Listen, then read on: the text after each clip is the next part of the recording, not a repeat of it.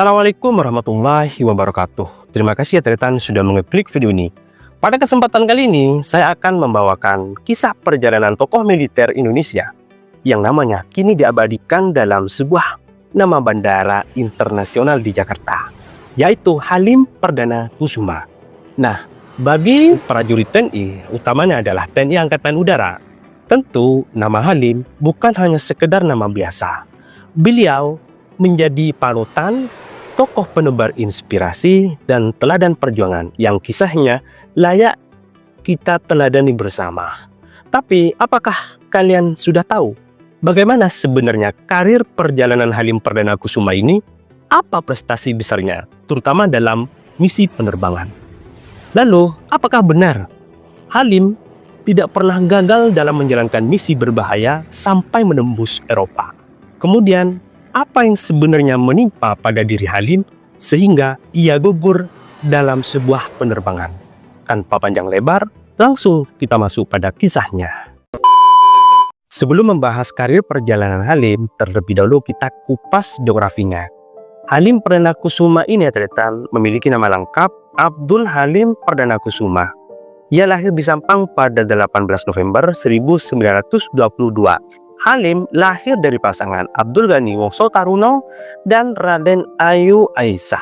Keluarga Halim ini terkenal dikenal sebagai keluarga yang sederhana, sebagaimana memang layaknya keluarga yang hidup di pedesaan pada umumnya. Meski demikian terkenal tidak membuat Halim ini minder.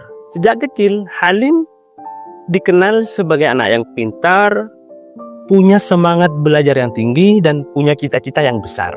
Tidak banyak sumber yang menyebutkan di mana Halim menamatkan sekolahnya, baik pada saat sekolah SD, SMP, ataupun SMA. Akan tetapi setelah Halim ini tamat SMA ya Tretan, kemudian melanjutkan pendidikannya dengan masuk sekolah Osvia Magelang di Jawa Tengah.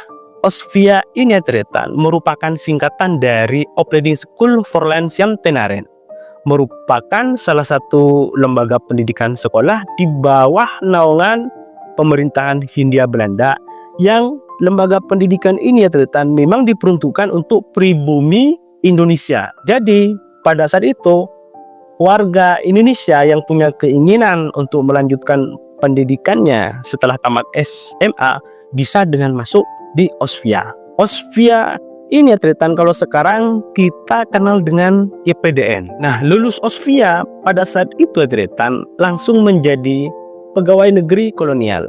Nah, lulus Osvia pada saat itu tentu levelnya itu sangat keren Tretan. Dan tetapi berbeda dengan yang dirasakan Halim. Meski Halim sendiri ini sudah lulus Osvia, tapi Halim kurang begitu merasakan pendidikan yang cukup begitu menantang. Akhirnya Halim masuk ke Akademi Angkatan Laut di Surabaya. Nah, di Akademi Angkatan Laut ini ya Tretan jadi cikal bakal pendidikan militer Halim ini bisa terbuka lebar. Saat proses menempuh pendidikan, Halim ini di sini benar-benar menunjukkan prestasi yang sangat gemilang. Bahkan terbukti saat ia lulus, ia menjadi salah satu lulusan terbaik pada saat itu juga. Karena prestasi itulah kemudian jenjang karir Halim ini mulai dilirik oleh pejabat pemerintahan Hindia Belanda pada saat itu. Halim jadi salah satu warga pribumi yang memiliki karir cemerlang di tatanan militer. Prestasi Halim pada saat menempuh pendidikan di Akademi Angkatan Laut di Surabaya tentu mencuri perhatian publik. Sebab Halim bisa dikatakan sebagai satu-satunya putra daerah yang memiliki karir yang sangat begitu cemerlang. Sehingga pemerintah Hindia Belanda pada saat itu sangat begitu tertarik dengan prestasi ataupun karir yang dimiliki oleh Halim. Usai lulus dari Akademi Angkatan Laut di Surabaya, Halim ternyata tidak berhenti ternyata. Kemudian Halim melanjutkan pendidikan militernya dengan bergabung dengan tentara Kenil Angkatan Udara Pemerintahan Hindia Belanda yang berlokasi di Gombong, Jawa Tengah. Tentara Kenil ini ternyata merupakan singkatan dari Koninklijke Nederland Indisch Leger, yang artinya adalah sekolah pendidikan militer yang diperuntukkan untuk prajurit baik oleh warga Eropa ataupun warga pribumi Indonesia. Karena Halim bergabung dengan tentara Kenil, maka otomatis sepenuhnya kinerja dan gerak-gerik dalam setiap harinya serta pendidikan militernya tentu ini akan menjadi tanggung jawab oleh pemerintahan Hindia Belanda. Nah, pada saat itu ya ternyata masa-masa Perang Dunia Kedua. Perlu diketahui bahwa Perang Dunia Kedua ini menjadi salah satu ekspansi yang sangat besar terutama di wilayah Eropa. Pemerintahan Hindia Belanda meski melakukan penjajahan di tanah air, namun tidak melupakan tugas ekspansi di negara asalnya. Karena pada saat itu masa-masa Perang Dunia Kedua, maka Halim kemudian mendapatkan tugas dari pemerintahan Hindia Belanda untuk bergabung dengan militer angkatan udara milik kerajaan Kanada. Nah, tidak tanggung-tanggung ya ternyata. Pada masa Perang Dunia Kedua ini, Halim dalam laga perdananya ini langsung bergabung dengan militer angkatan udara milik kerajaan Belanda. Nah, karena memang fokusnya Halim ini di bidang penerbangan dan ternyata, maka tidak tanggung-tanggung. Pada saat itu ketika Halim ini bertugas di Kanada, langsung mendapatkan pangkat jabatan sebagai wing commander, yang artinya itu adalah komando sayap. Sehingga pangkat ini menjadi salah satu pangkat yang sangat bergengsi bagi prajurit tentara Kenil pada saat itu. Apalagi ini dimiliki oleh warga pribumi Indonesia itu sendiri. Usai dari Kanada, Halim kemudian ditugaskan ke Inggris membantu militer angkatan udara Inggris. Nah, di sini Halim karena fokusnya memang di bidang penerbangan pesawat, maka pada saat itu juga Halim langsung diberi mandat ataupun diberi kepercayaan dengan mengendarai pesawat Avro Leicester. Pesawat Avro Leicester ini ya ternyata merupakan salah satu pesawat berat yang punya mesin 4, yang bermesin 4. Tentu pengalaman ini menjadi sebuah pengalaman yang sangat begitu berharga bagi Halim. Tidak tanggung-tanggung yang ternyata ada beberapa sejumlah penugasan ke wilayah Eropa kepada Halim ini pada saat Perang Dunia II.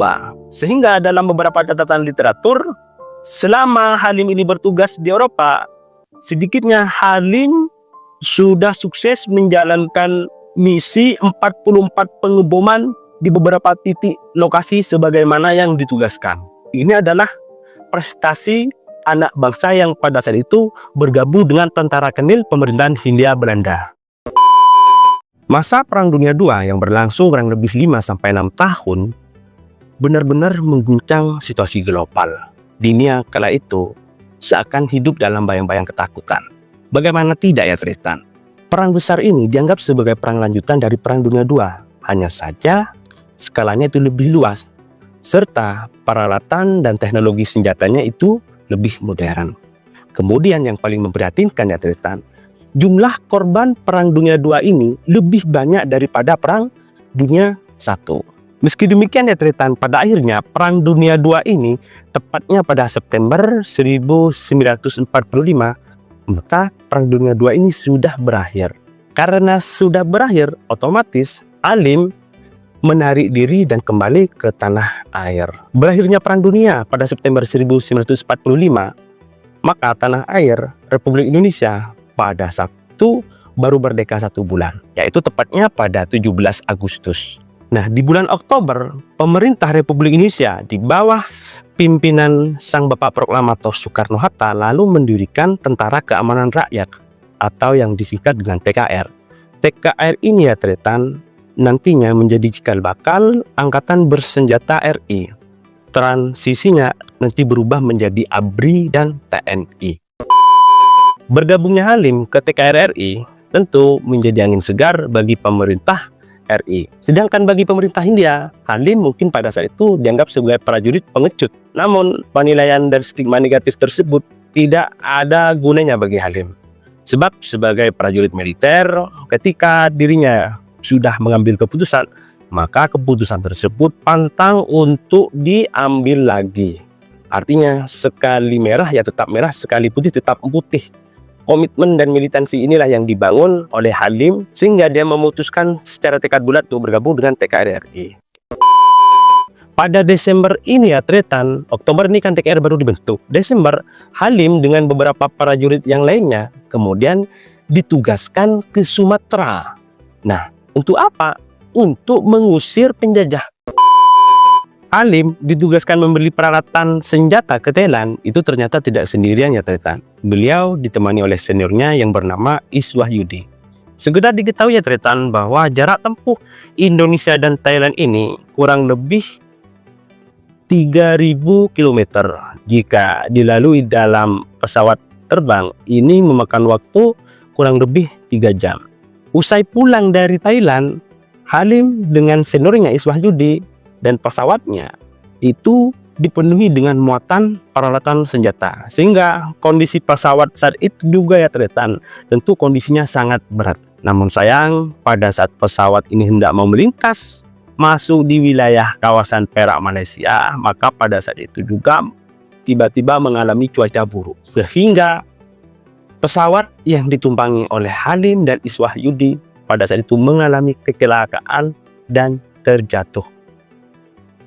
Akibat insiden tersebut kemudian membuat heboh masyarakat, terutama di tanah air. Meski demikian ya Tretan, pemerintah Malaysia pada saat itu ikut melakukan evakuasi. Namun sayang pada saat itu ya Tretan, kedua jenazah yang berhasil diselamatkan hanya jenazah Halim.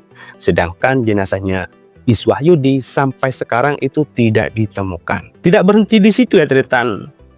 Jenazah Halim pada saat itu juga kemudian dimakamkan di TPU Gunung Maseh, Perak, Malaysia. Jadi ya Tretan, sebelum jenazah Halim ini dimakamkan ataupun dipulangkan ke tanah air, jenazah Halim itu sebelumnya memang dimakamkan di Malaysia. Tapi beberapa bulan kemudian makam Halim ini dibongkar lalu dipulangkan ke tanah air. Semoga banyak pelajaran yang dapat kita ambil dari kisah perjalanan Halim, sosok pemuda yang sangat menginspirasi, dan ini menjadi teladan bagi generasi untuk kita semua. Terima kasih.